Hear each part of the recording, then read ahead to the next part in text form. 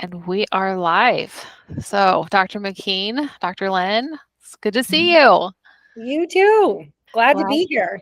Absolutely. And I thought maybe we should let everyone introduce themselves.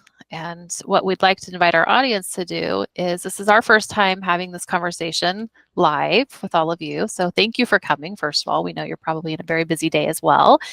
But what we'd love for you to do is drop questions as they come to your mind. Just pop them in the chat. Some of them we'll try to address in real time as we're talking, and others we won't. And we are prepped to have a blast. This is a favorite topic for all three of us. So this is your hour to see how doctors think about this. I hope you enjoy it. Dr. McKean, do you want to introduce yourself? And maybe Dr. Lynn, I'll go last. Perfect. Sounds great.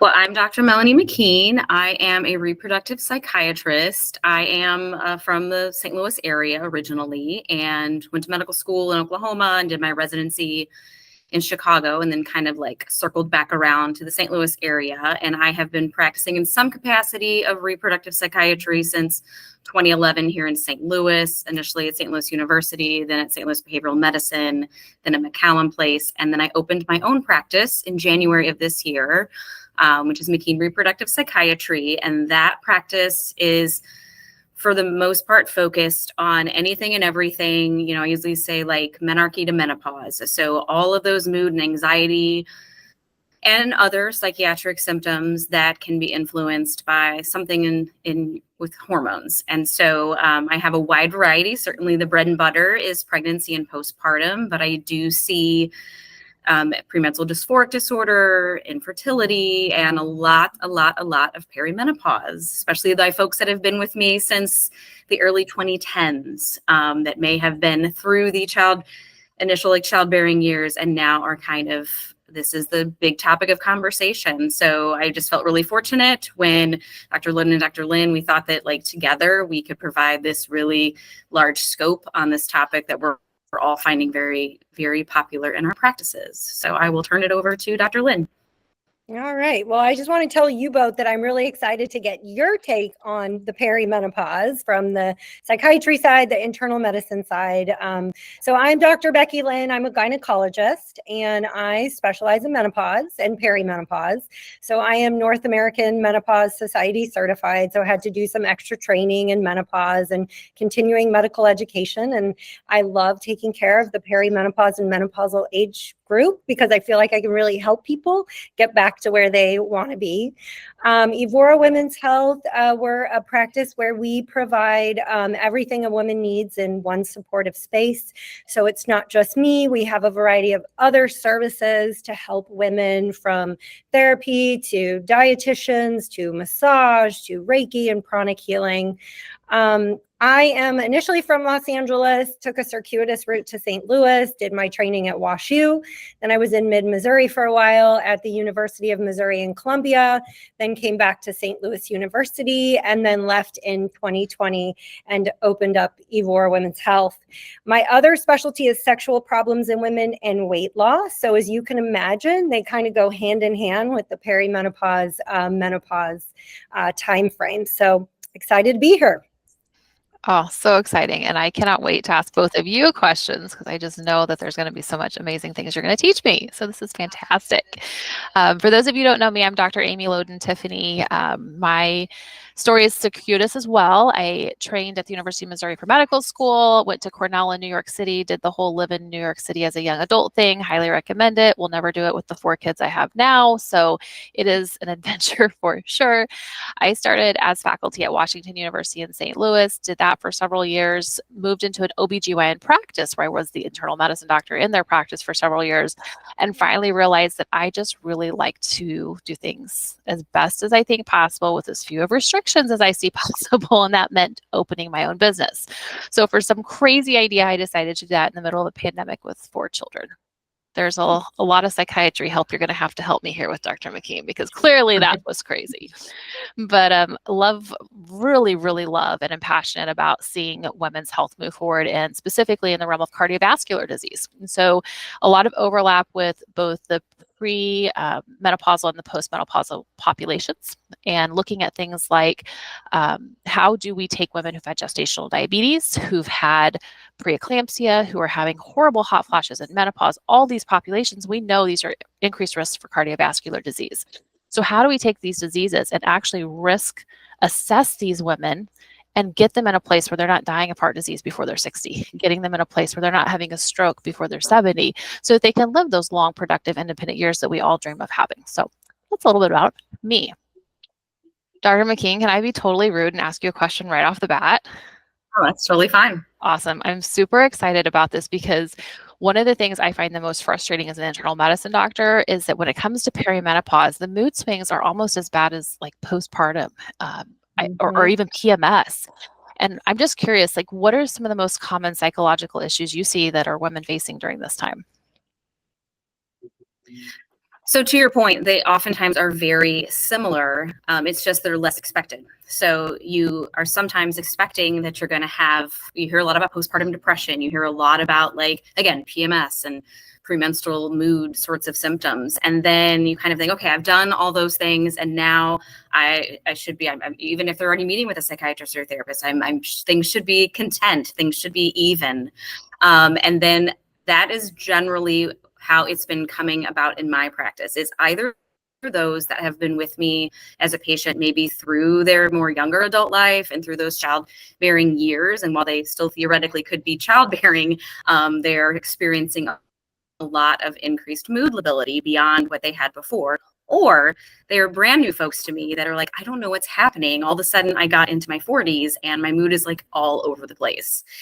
And I've seen a couple of themes with that. Again, a lot of the women that I see are professional women, or even if they are stay-at-home moms, they have had like a certain trajectory in their 20s and 30s. They likely started on birth control, maybe in their early young adult lives, and then they went off of it when they were having children. And so a lot of their time was either stabilized with birth control before they were having kids, and then they were either pregnant or postpartum, and again, focusing on and addressing those things. And then they got through the time of having kids, and maybe they had a tubal ligation or an IUD, or their husband had a vasectomy or something like that. Whatever it was, they went off of the hormonal birth control, and they're also not in a period of time of being pregnant, postpartum, breastfeeding, et cetera. And so they're like, why is this happening? I'm like, well, you were effectively treating those symptoms for a very long time with hormones. And this is the first time that maybe your body has been without any sort of manipulation of that over time. And then I point out, I'll pull up how the menstrual cycle looks and how it starts to look in early and middle perimenopause and some of the erraticness of their hormones, and say this might kind of explain why you're feeling all over the place. And then we kind of work together to see, if they have a history of anxiety and depression, sometimes they're already taking medication. Sometimes it's just about adjusting that a bit.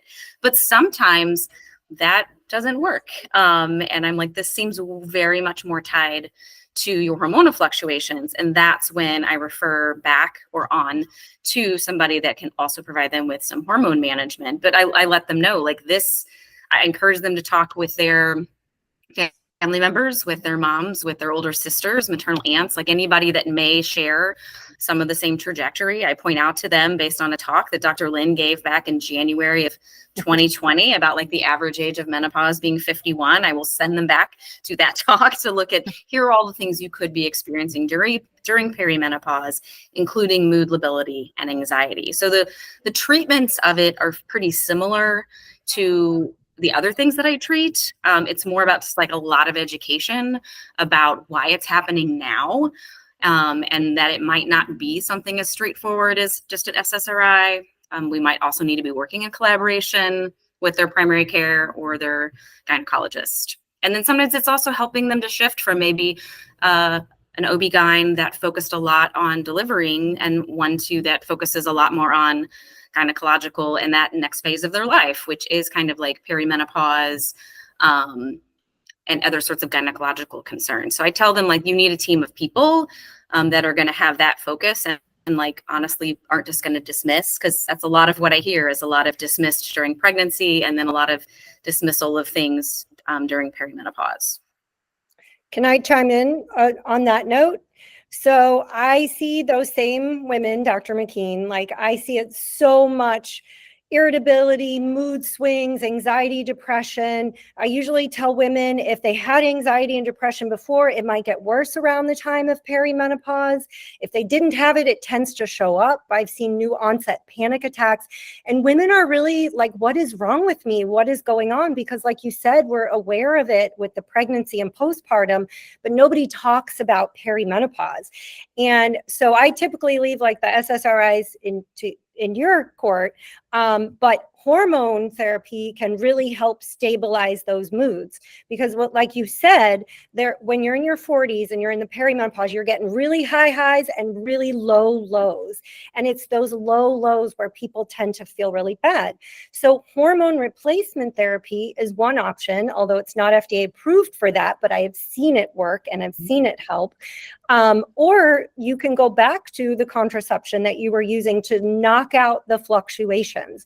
So contraceptives will just knock out the hormonal fluctuations and keep them really stable, so you don't have the ups and downs.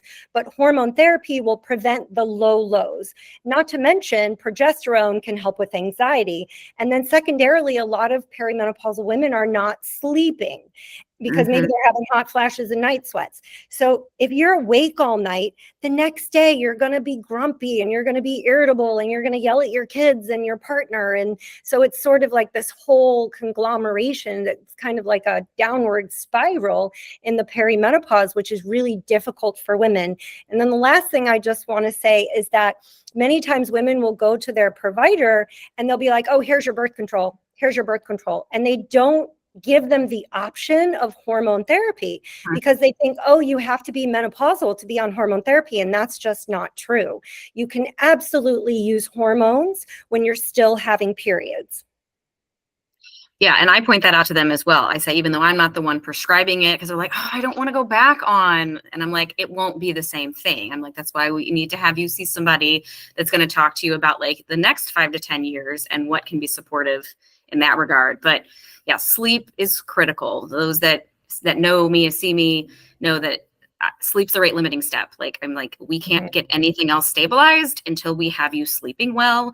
And I am constantly reminding my patients of that. And they are worried that that's always going to be a prescription. And I'm like, no, let's talk through sleep hygiene. Let's talk through all these non-pharmacological strategies that'll support your sleep, because we can only get so far in stabilizing mood and anxiety if you're not sleeping well. Beautifully said.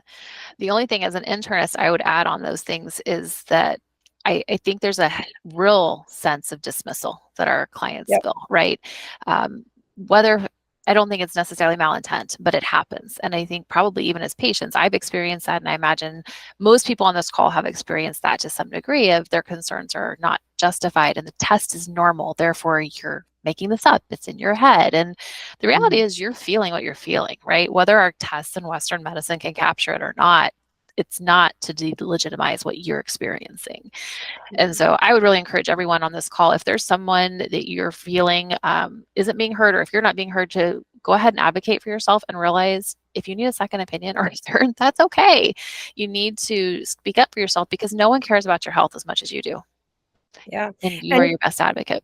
So with that said, you were talking about like Western medicine and labs and things. I think it's really important that people can feel really horrible when their labs are normal. So what I hear is patients go to their physician and they check some labs and the patient feels horrible with anxiety, depression, hot flashes, the whole deal. And the physician says, oh, your labs are normal. You're fine. You're just getting older. But you can feel horrible with normal labs and you can still get treatment with normal labs. So labs are not the end all and be all. We treat the person, not the number. 100%. In fact, I don't know about your practice, Dr. Lynn, but a lot of times I'll tell people we shouldn't check your lab numbers. We should look at you and figure out what you need. Exactly. Yeah. There's many times we don't need to check the labs. There are a couple times where I will check labs, but it is not standard for hormone replacement therapy to have to get a set of labs. Most of the time you don't. Which is really helpful to know too, because many patients want to be empowered and go into these appointments, right? They know you're on a set time frame. So they come in, they have these labs and you're looking at them and you're thinking, but this doesn't tell me how you feel. What's going on with how you feel? So well said. And I want to just pause for a second. And so we had some people come on since we started. I took down the main slide. I'll put it back up at the end if you want any of our contact information, but I think it's really helpful to see people when they talk. And so that's why that disappeared. If you're having questions, if things are coming up and you're thinking, wow, that's interesting, I wonder what happens in this situation, throw it in the chat and we will definitely get to it, either integrating it in our answers in real time or we'll come to it. We have some time allotted for that at the end. So we will make sure to answer those as well. Awesome. All right, Dr. Lynn, can I ask you another question? Can I put you back on the spot? Do you mind? Sure. Yep. Okay. So one of the things that I love about you and have loved even before you started Evora is that you're so open about sex. It is just not something that everyone's comfortable talking about, and it's not something that most doctors will initiate or bring up or talk about. And so I'm just curious what advice you would give somebody who is not sure they're meeting their doctor for their first time, or maybe they haven't ever just had that conversation with their doctor and they're in these years of perimenopause, maybe sex is starting to hurt, their libido is different. What are some anticipatory guidance type of things that you would tell that person? So sexual problems in general are common in the perimenopause. But the one thing I do want to say is sex is so important, and we shouldn't be so it shouldn't be so hush hush. Like, one thing I like to say is food, shelter, and sex. That's what we're all about. We talk about food and shelter, but sex is so important to your overall well-being, your happiness by yourself and in a relationship. And so part of, what I believe in is making sure that we know that this is something that you can bring up with your physician. It shouldn't be, hush hush and, not talked about it and whatnot. It's super important to your overall health and well-being. But the things I see most commonly in perimenopause are definitely low sex drive and painful sex due to vaginal dryness. And then third, orgasm difficulty. So let's see where to start. So libido is the most complex issue because there's so many things that affect your libido. Part of what affects your libido is testosterone, and women actually make testosterone, and we actually make more testosterone than we make estrogen. We just don't make as much testosterone as men. So we always think of testosterone as a male hormone, but testosterone starts to go down in your early 30s, right when maybe your career is taking off and you have children. And so there's other things that play a role in libido. There's a lot of things. It's what your parents taught you about sex. It's, are you on any medications that can affect your sex drive? Do you have any history of trauma? How's the relationship? So when I see patients for low libido, we really cover everything. I'm not the person to be like, here, go take this whopper dose of testosterone without addressing the underlying issues. Are you having pain? If you're having pain, your libido is going to tank, no matter how much testosterone you have. So libido is definitely one thing that we can address, and there are plenty of options for treatment, both medications, but also other just lifestyle changes and things that you can do. The second thing that I see most often, I could talk for a whole hour on this, so I'm not going to. The second thing I see is vaginal dryness leading to painful sex. And as your estrogen levels decline, the vagina changes. So premenopausally, it's thick, it's moist, it stretches. It has collagen and elastin, and it has a lot of blood flowing to it, so sex feels good. And when your estrogen levels are low, the vagina gets thin and dry. It doesn't stretch. Sex can become painful, and that contributes to low libido as well. And there are plenty of options for vaginal dryness that are safe. Low-dose vaginal hormones like estrogen or DHEA do not increase your risk for anything like blood clot, heart attack, stroke, breast cancer. They're completely safe. And no amount of Crisco is going to fix the problem. So I hate to say it, if your practitioner will not give you low-dose vaginal estrogen and they just tell you to use Crisco, you need to find another provider, because Crisco doesn't restore collagen, elastin, vascularity, stretchiness of the vagina, or anything like that. Only low-dose vaginal estrogen or DHEA will do that. The last thing that I see, and I think this is really important because a lot of women don't know this, is that women, as they enter perimenopause and get into menopause, is orgasm can become difficult. So what so many women will say is that, oh my gosh, it takes so much work to get me to orgasm. And when I get there, I'm like, that was it. And it's so frustrating. And they think, what is wrong with me? And then their partner is going, what is wrong with you? Or their partner says, do I not excite you anymore, or their partner, if they're not as lubricated as they used to be, the partner is like, do you not love me anymore? Are you not attracted to me? When really these are just normal changes that happen with perimenopause and menopause. And a little bit of vaginal estrogen or clitoral estrogen does a world of good. So my favorite analogy is estrogen is the gas that makes the car go when it comes to orgasm. So if you've got no gas in the car, no matter how hard you step on that pedal, it's not going to move. So those are probably the three most common things that I see in the perimenopause when it comes to sexual dysfunction. Awesome. Thank you. I'm totally stealing that analogy. That was a great one. Isn't that funny? I don't know where I got that, but I love it because it makes total sense. I am stealing it from you. So we have a couple of questions I'm going to pop in here. And I'm curious too, I'm going to actually punt these to Dr. McKean, even though it might seem really obvious to go to Dr. Lynn, because I want to hear what the mental health aspect of these questions is that we might not know to think of or ask about. So the first one is there a difference in perimenopause symptoms, hormones, and otherwise for women who have never birthed children? Does anything come up for you on that one, Dr. McKean? I think there's a different scope behind like the questions I'm asking in those kinds of situations, because obviously if somebody has gone through a pregnancy and postpartum, I can have them do like a compare contrast of like, how does this feel compared to when you were postpartum? But at the end of the day, you know, on my end, you can experience any of it regardless of if you've gone through a pregnancy or not. But it would just be more so me like having them do that comparison. A lot of times, again, those women, again, have potentially been on hormonal birth control like for a longer continuous period of time. And then again, something happens in their life or in their relationship where they decide to stop taking that. And then now all of a sudden they're experiencing these things, and it's trying to figure out, you know, is this in relationship to the fact you aren't taking that hormone therapy anymore, or is it something else? I agree. As an internist, I would echo that completely. I'm curious, Dr. Lynn, is that what you would say though? Yeah. So my gut feeling is that it really doesn't make a difference. I haven't seen it make a difference in my patients, whether or not they have children or not, because a lot of it has to do with hormonal fluctuations. And so whether you had children or not, the perimenopause time tends to be the high highs of estrogen.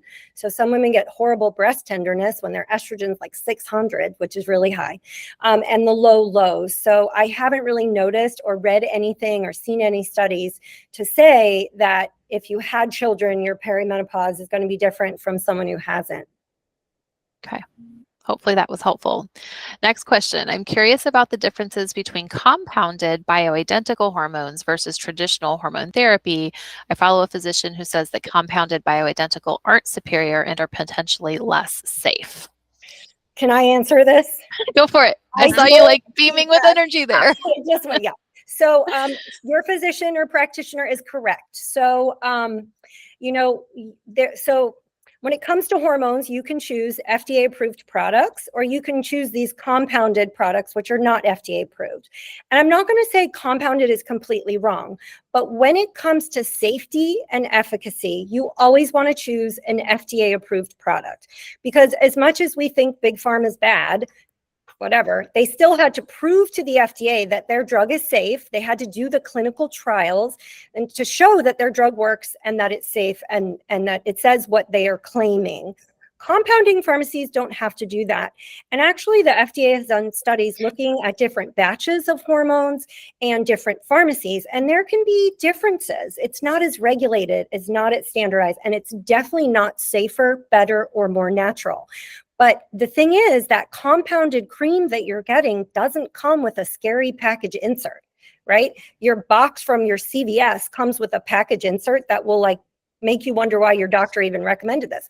But that compounded product of estrogen has the same risks as the estrogen that's in your FDA approved product, but hasn't been studied for safety and efficacy. So when there's an FDA approved product, I always go with the FDA approved product. The only time I don't is with testosterone, because there is no FDA approved product for women. So for that, I use compounded. You can also use a product for men, like Testim Gel. I never recommend pellets, by the way, totally unstudied, not safe in my opinion, very unregulated. But for testosterone, I'll use compounded, or you can use a product for men. The reason that I don't use the product for men is that it's really hard to dose, because men need 10 times as much testosterone as women. So try measuring out 1/10 of the gel dose is really difficult. Totally. And a similar analogy that I know you and I both see in our obesity medicine training is the compounding that's happening with many of the injectable medications. And Yeah. I would echo the same things you're saying is, none of these things are perfect, but we take the best that's out there and we use the standards that exist because they are there for safety and for a reason. Again, they're not perfect, but I think that's a really great way to put it.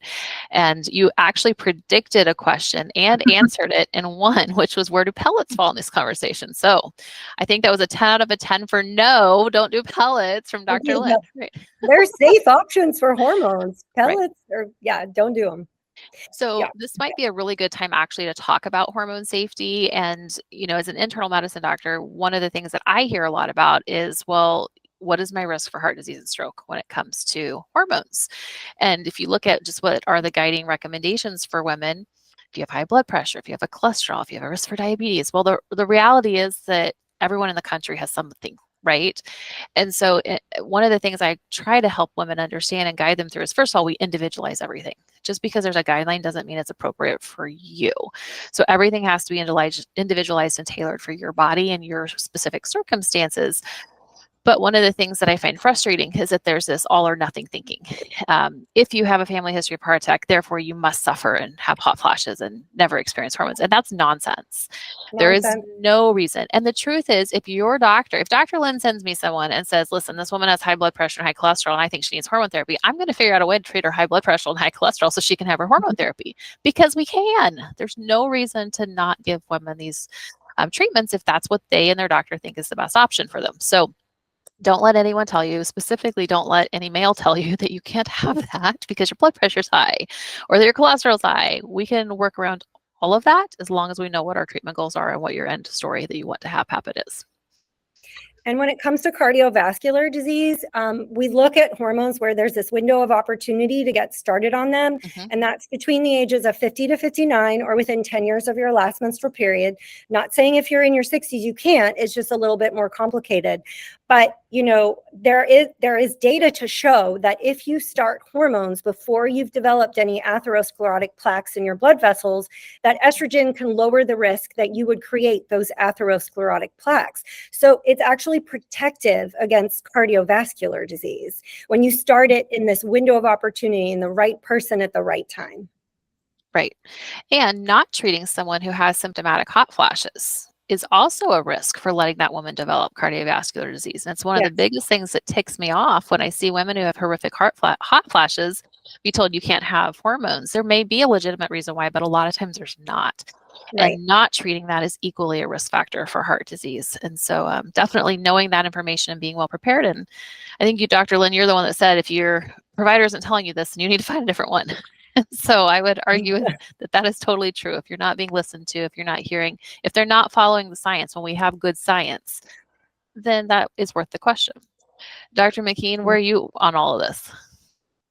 Well, what I was going to ask, because it comes up again, a lot of my patients see me more often than they're seeing anybody else. And I'm often like the first line of who should I see and what should I do? And so I try to do my best to explain everything about like the World Health Initiative study and kind of that trajectory of how, because I think the big question is like, why aren't we then prescribing them if they're so beneficial? Like what got us to where we are? And so I was wondering if how you all approach that, what's kind of like the Cliff Notes version of that whole saga from like 15 to 20 years ago and could explain to everybody.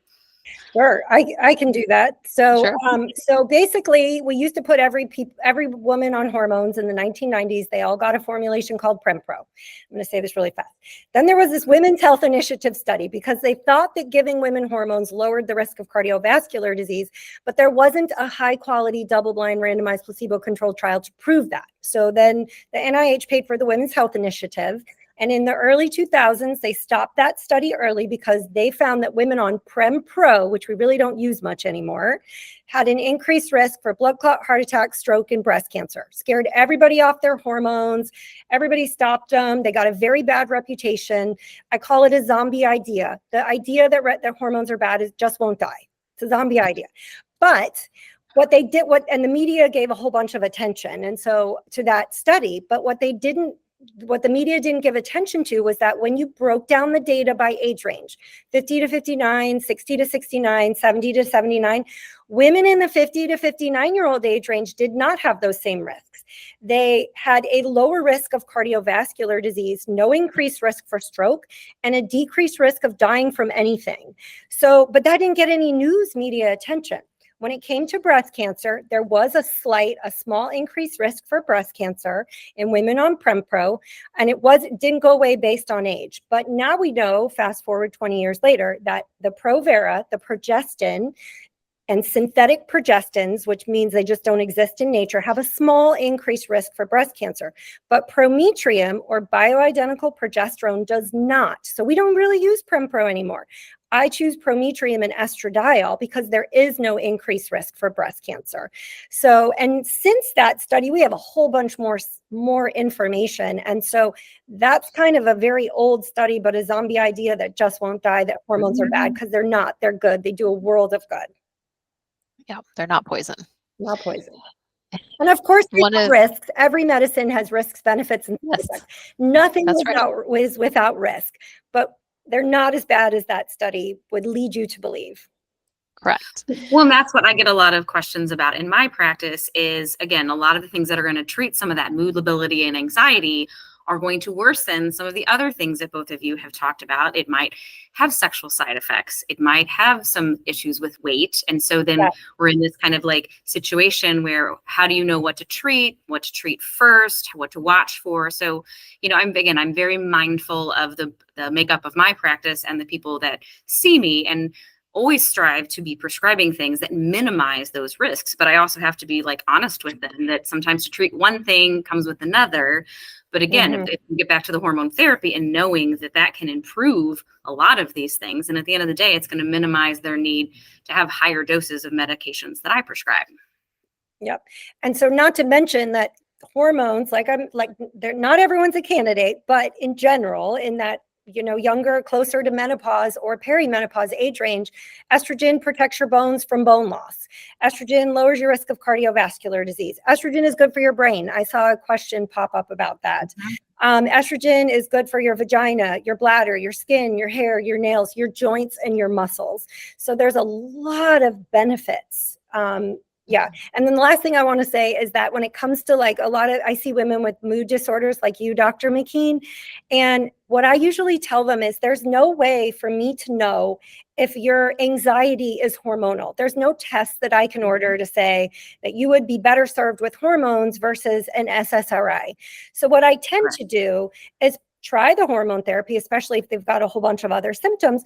And if their anxiety is not better, then maybe it wasn't really hormonally related and they need to go the other route for treatment. Yeah. And I do kind of like the opposite route of that. If they're seeing me first, then, I mean, not fully. Like I'll start treating their symptoms, but I'm definitely referring them on back to their primary care or their gynecologist to have that conversation. But again, a lot of my conversations as women are getting into their 40s is ask an open-ended question, ask an open-ended, you know, am I what is my candidacy for these sorts of things? How do you approach treatment? I realize that like my mom didn't go through menopause until 55, but I'm 43 and I feel like I might be having and again, if they have that dismissed sort of interaction, then yes, I'm very much like, hey, I definitely know a cohort of gynecologists that have kind of like shifted their practice focus maybe away from obstetrics as much and focusing on perimenopause, and maybe you need to shift that as well if that's where you're at in life. But I do, you know, if they have a predated history of a mood or anxiety issue that's associated with hormones, I do initiate them on something, but I also say like, let's get you in with somebody else quickly too. Yeah. So one thing I see in my practice as an internal medicine doctor is that there is often a change, we'll say, in the cholesterol very early, maybe even before the mood disorders, the sexual changes have happened. Maybe they're starting to notice some weight gain around the middle. I've had people call it the tire around my middle or the apron on my lap, right? And it's a place that maybe has always been a problem and now is worse, or has never been a problem and now is new. And that is something that I often see precede a lot of these conversations about perimenopause. And I think women are becoming more educated consumers of healthcare and starting to recognize that perimenopause is a thing. But one of the things I don't feel in lay culture, and truthfully, I don't think in medical school this really came up, was how long it lasts. It is a very long experience. And while the average age in menopause may be 51, 52, that doesn't mean you start it when you're 50 and a half, right?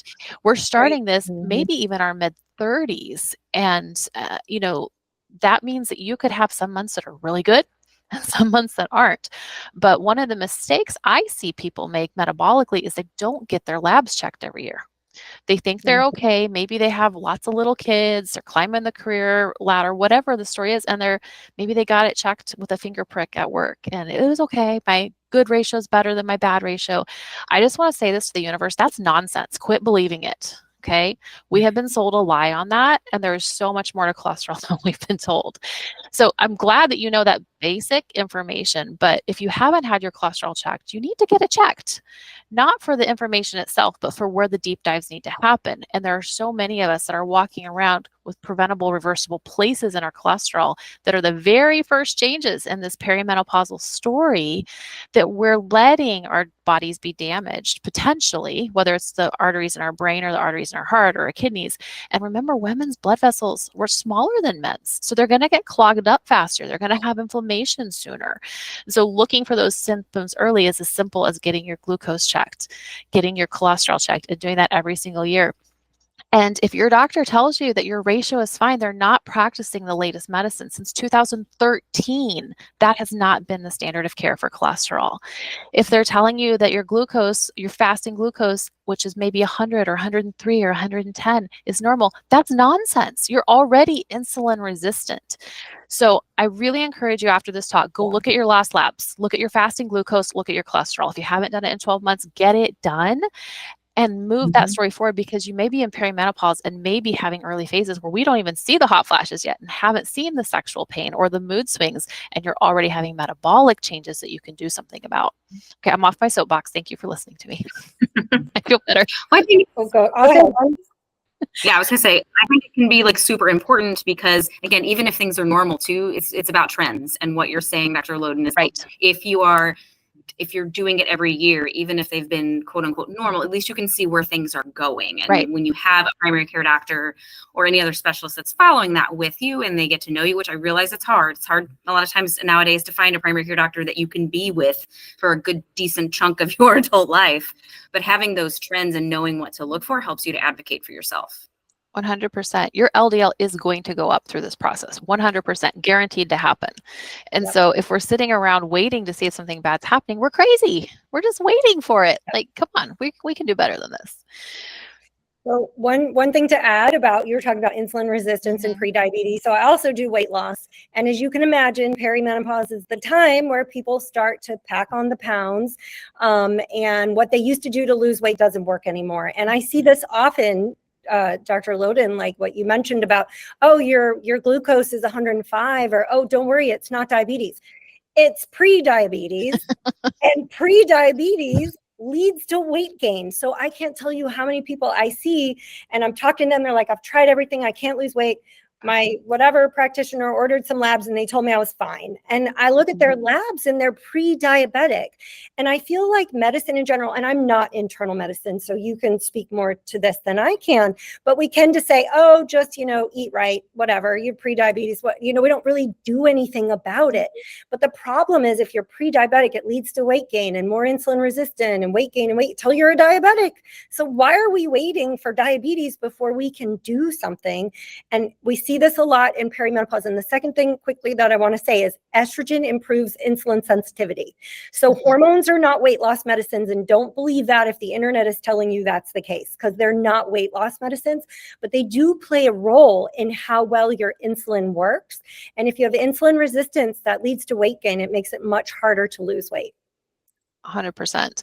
And that kind of goes a little bit into some clarity too. People often look at lab ranges and they make their decisions about what's normal based on lab ranges. It is never normal for an adult to have an insulin level above 8.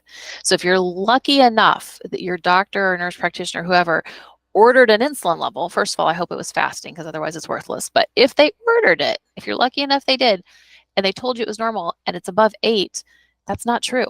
Normal physiology is 8 or less.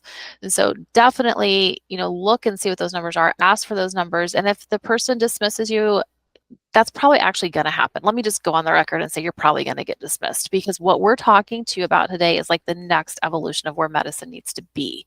It's aspirational. It's where we're trying to get our colleagues to be. It's not the reality for most people. And I know there was a question earlier. It says, what do you do if you feel dismissed? Honestly, I doctor shopped until I found somebody. I went through 4 OBGYNs until I found someone who would stop and make eye contact and look at me. Same thing with my internist. And I don't know a better way. Dr. McKean or Lynn, do you have a recommendation if you feel dismissed? What should they do? Yeah, well, I feel like part of feeling dismissed, it's unfortunate, the system that we work in, right? Because most physicians are employees and their boss is telling them, you need to see 40 patients in a day and you get 5 minutes with your patient.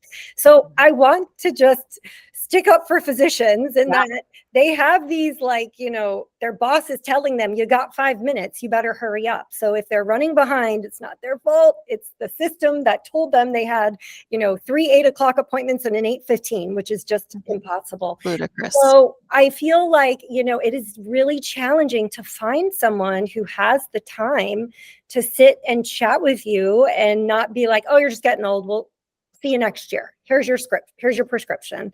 So, but I do think those practitioners exist. And, I will put in a little plug for concierge medicine gets around that, because your physician has time for you. And they're not in a rush and they don't have the big hospital administrator saying you need to see so many patients in 5 minutes. But it is sad that that's the state that we live in. But if you feel unheard, shop around, try something else, go somewhere else till you get what you need. Absolutely. All right, let's go through some of these questions because there's some really good ones here that we haven't addressed yet. If you start hormone therapy during the ages of 50 to 59, do you stay on it for life? Okay, I'll take that. Batter's up. So it's up to you. You can. So after the WHI, there were some early recommendations saying that you should stop hormones at age 65. That is not the case anymore. We're 20 years later. We have a lot more published studies. You do not have to stop your hormones at age 65. You can stay on them as long as it's safe. So the way that I approach that is every year we look at what's going on in your health history. Are you still a good candidate for hormones? Do the benefits outweigh the risks? If you get to a spot where the risks outweigh the benefits, you shouldn't be on hormones. And you have to keep in mind that when you stop hormones, you lose the benefits. So that's not 100% true, but for many things, you stop the hormones, you'll start to lose bone density. Your skin will be drier, the vagina will be drier. So many, you won't have the benefits of estrogen in your joints and your muscles. So a lot of the benefits will go away. The reason I said it's not 100% true is because I just saw a study that looked at women taking hormones, and they did like muscle biopsies 5 years out after they had stopped their hormones compared to women who didn't take hormones. And the women who were on hormones had, like, I don't even remember what the primary outcome was to evaluate the health of the muscle, but they had healthier muscles when they had a past history of being on hormones. So that's the only reason I say that it's not completely true. But the short answer is there's never a time where you actually have to stop. Now, if you develop estrogen receptor positive breast cancer, you shouldn't be on estrogen. Or if you have a pulmonary embolus or something like that, there are reasons that you might need to stop your hormones, but otherwise there's no set age you have to stop them. What I see commonly is people will develop things like atrial fibrillation. So it's associated with blood clots, but there aren't blood clots yet. And so then this conundrum begins and the person's taken off of hormones. Maybe they should, maybe they shouldn't. But that's often the conversation that happens without the patient's consent. And it's kind of the decision unilaterally of someone who doesn't even practice menopausal medicine, who'll just say, you can't take this anymore. And so that might be the right answer. But if you're facing that, I would also encourage you to be talking to that person in your life who prescribed it and say, is this what the evidence supports? Because we do want to do it in a way that is scientific and that supports your body in the best way possible. Yeah. And when it comes to blood clot, transdermal estrogen, we think has the lowest risk or no risk at all. No increased risk for blood clot or the lowest risk, depending on the study that you look at. So if that's a concern with AFib, maybe they want to switch to transdermal. Exactly. And sometimes they don't have the choice. I had a patient a couple weeks ago who I put her on transdermal estrogen, and her insurance said, "We're not paying for this. We'll pay for oral estrogen." And I'm just like, this is bonkers. You're going to wait for her to have a problem instead of preventing it. But that is the state of our healthcare system. So some things are out of your control, but definitely always have that conversation with the prescribing individual because they may have some ideas for you around it. So the next question, I'm going to tag team this with you, Dr. McKean, if that sounds good. The question is, what about leptin resistance and any thoughts on circadian hormones? And so first of all, on leptin resistance, it's real. It's super tough to diagnose. It's based on gender, it's based on age, it's based on your weight. And there's a lot of things that go into all of those. And so what I tend to do is thinking about it from a perspective of when you eat, do you feel satisfied? And just some really basic ideas of how does leptin work and is it working in your body? And if you can eat and have a complete meal and you don't feel satisfied and you can go to have another complete meal within an hour, that would suggest to me that something's not so working so well. The truth is, in adults, we're not going to pick up leptin deficiency very often because the people that are finding it are little babies. They were born without the receptors for it, and so they're deficient in that regard. So I don't have any adults that I've got treatment that I'm giving them leptin treatment for to treat leptin resistance on. But it is definitely something I think exists, and I tend to see that same trend in people who have insulin resistance. They tend to go hand in hand. What I also find significantly underdiagnosed, I didn't realize I was going here, Dr. McKean, so I'm going to punt this one to you too. Okay. People who don't feel satisfied with eating, particularly women, I often find they have undiagnosed binge eating disorder. And that does not equal bulimia, to be clear, okay? So binge eating disorder probably, I think the last study I saw was like, what, 95% of women who have it don't even know they have it? And that's totally going to mess up any weight loss efforts you have. It's going to affect your metabolism. It's going to affect all these things we've been talking about. So I'm going to dump that big mess right in your lap and let you go with it. No problem at all. So, right, like, when people think about disordered eating or eating disorders, they're thinking about anorexia, they're thinking about bulimia, and a lot of people, at least grossly or very broadly, understand what those are. But yes, we do. I would say binge eating disorder is excruciatingly common, and it can definitely be a marker for leptin not being regulated appropriately in the body. We don't check it as much with binge eating as we do with specifically anorexia.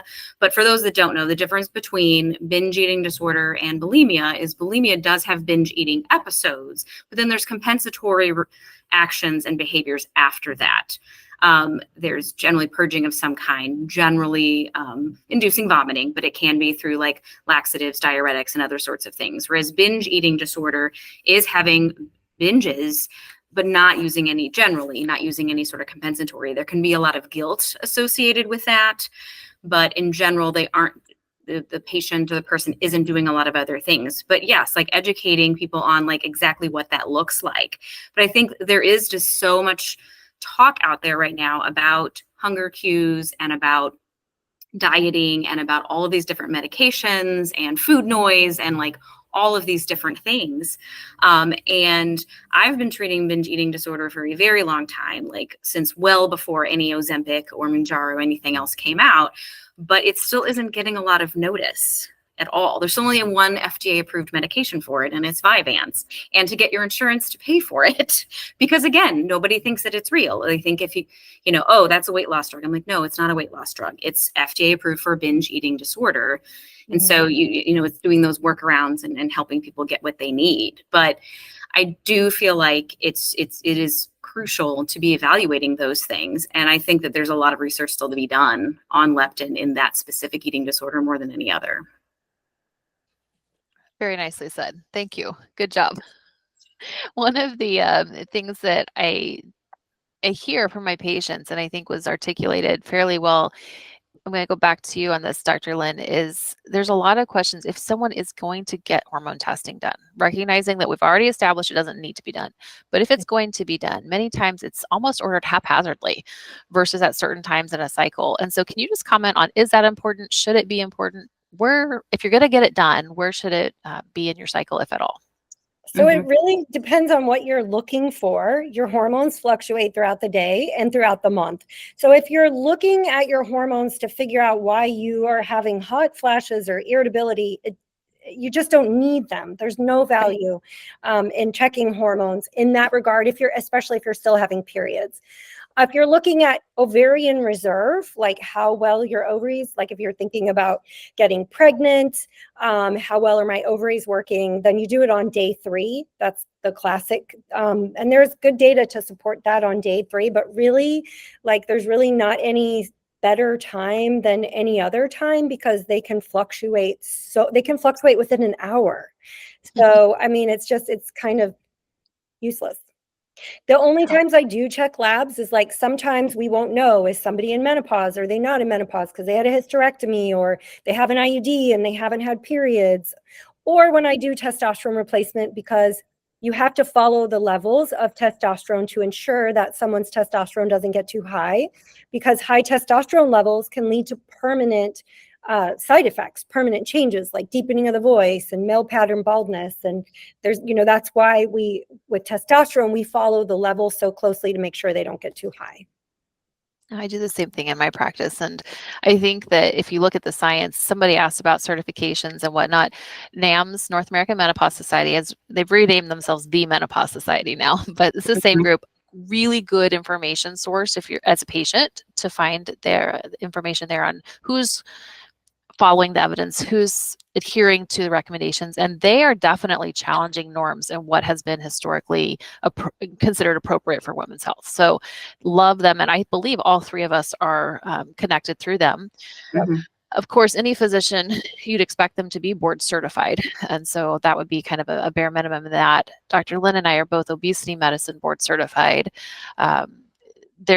I do some functional medicine. So within that realm, there's the Institute for Functional Medicine. There's other groups, but there's always going to be people who take advantage of you, and being very conscious of looking for those credentials is just brilliant. So thank you for whoever brought that question up. I think that's a really important question, because there is so much misinformation out on TikTok, even by people who should know better. Yeah. I put the link it's the North American Menopause Association in there for anyone who's interested. Beautiful. And you can search by like your zip code and see again which clinicians in your area, again, at least are following this and are members of the society. And then there's designations next to their names if they've actually been credentialed and certified. Perfect. Thank you for doing that. We have a few minutes left. One thing I just want to remind everyone, if you have a question, I think we've gotten through most of them, but if you have one, throw it in the chat now so that we can definitely try to address that. While folks are potentially doing that, Dr. Lynn, I'm going to come back to you. We talked a little bit about testosterone, transdermal estrogen. I don't think we talked at all about DHEA treatment and whether or not things like topical DHEA are a good option. So do you want to just take a minute and address that?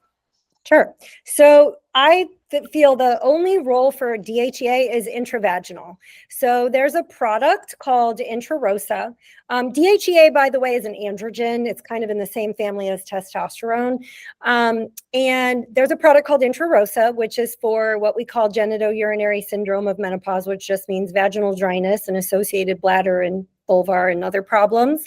And Intrarosa is very much like low-dose vaginal estrogen for the vagina, but it's DHEA, and in the vaginal cells themselves, it gets converted to estrogen and testosterone. And the vagina actually has testosterone receptors. So there's these glands called Bartholin's glands. You might have heard of these glands if you've had a cyst. That can be very painful. But these are glands that make lubrication for sexual intercourse, and they respond to testosterone. So if I see a woman who has vaginal dryness or painful sex and vaginal estrogen didn't work, I'll go to the intravaginal DHEA.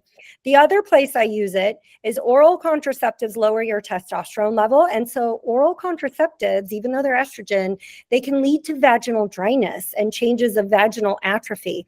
And that's due to those low testosterone levels. So intravaginal DHEA will replace that testosterone in the vagina. There's really not a role for DHEA in low libido, even though, like, you'll look online and someone will be trying to sell you a supplement. There's not good evidence to show that it really works. And the one thing I have to say just about supplements in general is they're very unregulated. They, like I said, with big pharma, we worry about big pharma, but they actually have to prove, to make a claim that something works, they have to prove it with clinical trials. Whereas supplement companies, you'll notice that, like, on the bottle, it says supports menopause. They're allowed to say support, but that doesn't mean it fixes it or treats it or anything like that. So you have to be very careful with supplements, and supplements are the #1 cause of liver failure, and they're just highly unregulated. They're regulated like cosmetics. So I don't recommend DHEA really, apart from the FDA-approved DHEA, which is Interosa. And I'd be curious to hear your thoughts on that, Dr. Loden, because I know functional medicine is more open to supplements and natural supplements. So I would love to hear your opinion. Absolutely. And then I'll try to also address the question here I'm seeing about hemoglobin A1C and insulin. So first of all, what I say about supplements is a lot of people are wasting a lot of money and they're peeing it out. That said, I actually take some supplements. I've done some research to find companies I think are better qualified, that have a higher standard. There's nobody that's FDA approved in this world, right? And so can we find places and companies that look at these in a way that is as close to those processes as possible, that have independent third-party testing to verify that this is the best that we can do, showing that it's that product or not? So I'm not going to throw them all out. I kind of feel like in medical school we were taught that they were poison, and I'm not sure I can still go along with that line. I think there is some science to support different things. I'll give you an example that leads into the next one, which is berberine. Most of the time, people haven't even heard of this, except on TikTok. But berberine is a supplement that actually helps the organisms in your gut increase insulin sensitivity. It works in some ways similar to metformin does in the liver. But one of the things we know is that the organisms in our gut are playing a tremendous role in metabolism. And that's just the science and clinical practice haven't caught up with each other on this one. And so there are lots of studies that the NIH has, that there are information, things like berberine that can help. They can reduce fatty liver, they can increase insulin sensitivity and whatnot. In regard, sorry. Yeah, sorry. Okay, let me finish the thought and then it's all yours. Finish it, and then I'll ask you another question. Sorry. No worries. In regard to prediabetes and insulin resistance, officially diabetes is at an A1C of 6.5% or higher. Remember, it does depend on your hemoglobin being normal. If you are anemic and your A1C is lower, you may not actually have as safe an A1C as you think. It could actually be diabetic. And then the second thing is prediabetes is 5.7 to 6.4. Now, here's where I'm going to go out on a limb and potentially be a little bit contrary to my colleagues. I think we're doing a big misservice to people in the United States because we're not calling insulin resistance when it happens. And if you look at the estimated average glucose that goes with A1Cs from 5% to 5.6%, they're not normal. Your glucose should go back to normal within 4 hours of eating if your insulin is working correctly from your pancreas. So I think we're missing an opportunity for people whose A1Cs historically are normal, who I've told people are normal for the last 15 years. I really am coming to an about face and looking at the evidence, and I just don't think the science supports that, but I don't think you're going to hear that for another 15 years either. And so I'm just going to put that out there in the universe as my stakeholding claim that I think we're missing opportunities here and we can do better. All yours, Dr. Lynn. I would agree with that. I just had a question for you because I have seen studies on berberine. And so what the way that I think of it, and I don't know the answer. I've like, well, do I go with berberine or do I go with metformin? Because metformin is FDA approved, been around forever. We know that it works. So what are your thoughts? Do you who would you choose berberine over metformin for? So I give all patients both options because I truly believe patients know what's right for them. And for many reasons, they don't want to take prescriptions often. My ask is, if you're going to do one or the other, measure it. Measure what works. And we can do this with your lab work. So if you want to try berberine, first of all, make sure you know the right dose because the doses are all over the place. So ask what dose you should be taking, which for insulin sensitivity improvement, it should be 400 to 500, 2 to 3 times a day, assuming you have normal kidney and liver function. So this is not medical advice, but that's just generalities, right? But that is generally what we start someone on. And we tell them, we're going to check this again in 90 days. We're going to check your fasting insulin, your fasting glucose, and your A1C. If there's been no improvement and you've been taking this pills, it's a good indication it doesn't work for your body. So then let's try metformin for 90 days and let's do an experiment and let's see what happens. If you see a difference, that gives you your answer. And whether you love or don't love the idea of prescription medicines, at least you know what works better for your body. I love that answer. We are at the top of our hour, and I'm super sad that we're going to have to stop this conversation pretty shortly. I would want to just share with everyone, first of all, immense gratitude for everyone being here and taking the time to be with us, because I know you gave up time out of your day, and I applaud you for taking those steps in your health journey to find out more information, to become more aware. Dr. McKean and Dr. Lynn and I were talking this weekend, and we're just so excited about this topic that we are actually going to experiment ourselves and do a monthly forum on this topic where we can address questions like this and have ongoing dialogue. You can invite your friends, and whether you're patients of ours or not, or friends, it doesn't matter. We just want everyone to know this information. And so I will close leaving it with that. I want to open it up to both of you to of course, ask anything else or to say anything else as well. But I just want to extend my gratitude to everyone today for being here. I agree. I'm looking forward to this. I learned so much from both of you, Dr. McKean and Dr. Loden. I kind of want to chat more just because you look at menopause different from the gynecology perspective. And I love that. And I think this is a fantastic way to approach perimenopause with the team effort.